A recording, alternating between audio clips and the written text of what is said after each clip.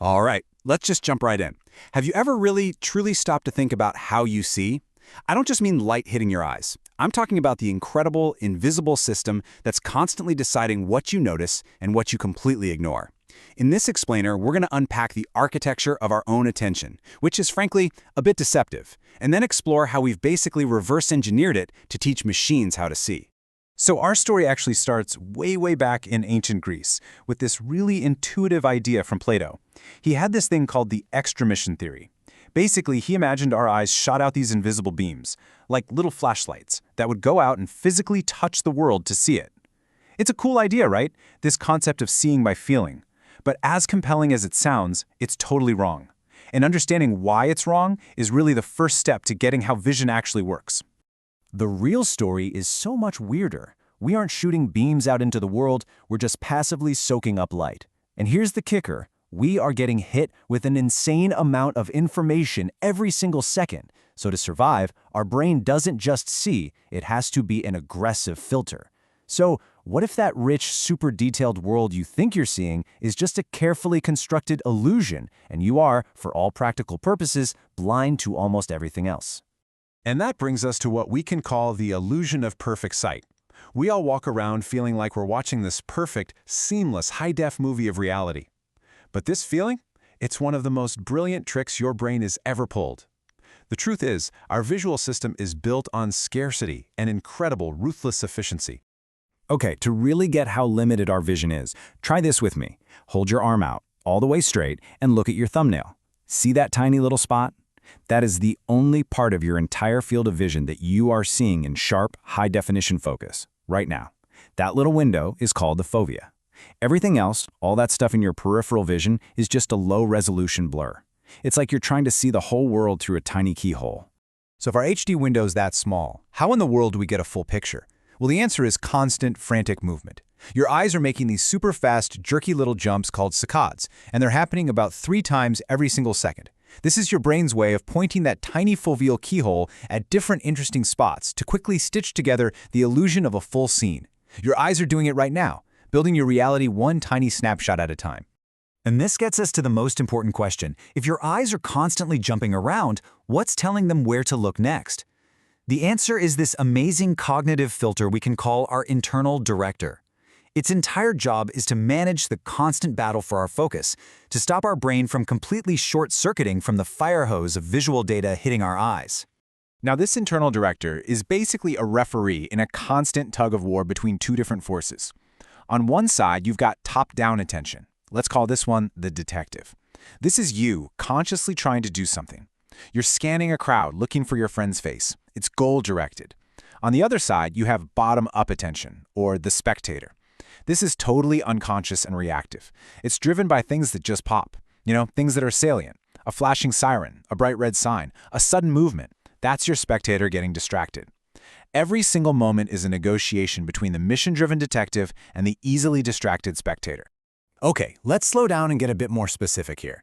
The first and most obvious way we use our attention is through overt attention. The key word to remember here is physical. Overt attention is the literal, physical act of moving your eyes, doing those saccades we talked about, to point your fovea, your little high-res window, right at something. When you physically look at an object, that is overt attention. It's the hardware of focus. But, and this is where the brain gets really sneaky, we also have covert attention. This is a purely mental focus. So imagine you're looking straight ahead, but you're actually paying attention to something happening off to the side without moving your eyes at all.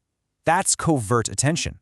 It's your ability to mentally shift your spotlight to process something out of the corner of your eye. If overt attention is the hardware, this is the software.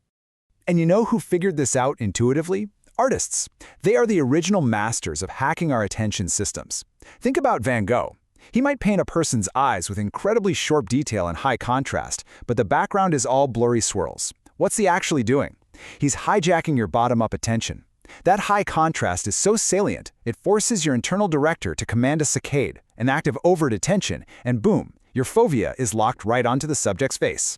He's literally telling your eyes where to go. So this idea of directing focus is absolutely key, and it's exactly what we've been trying to build into artificial intelligence. But before you can teach a machine to pay attention, you have to teach it how to see in the first place. A computer doesn't see a cat or a car or a tree.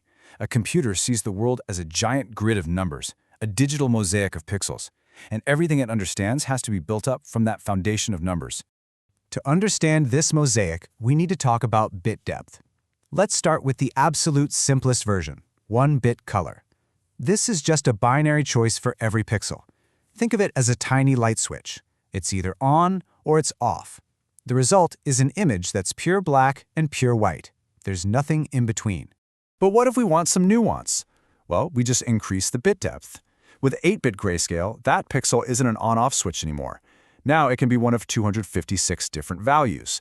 This allows for a smooth gradient, creating all those different shades of gray from pure black all the way to pure white. It's how digital images start to get depth and texture. So how do we get to full color? We just take that 8-bit idea and we stack it. A computer sees a color photo as 3 separate 8-bit grayscale grids, or channels, all layered on top of each other. You have one grid for how much red goes in each pixel, one for green, and one for blue. By mixing the values from these 3 layers, you can create millions of colors. It's like stacking 3 glowing panes of glass to create a single full-color image. Okay, so the computer has its grid of numbers, but how does it turn that into meaning? That's where convolutional neural networks, or CNNs, come in. You can think of them as an assembly line of digital artists, specifically designed to copy the hierarchical way our own brains process vision. They are, in a sense, the mathematical ghost of our visual system. But before we build the ghost, let's jump back to biology for 1 second to see the blueprint. Your retina performs this brutal but brilliant bit of data compression.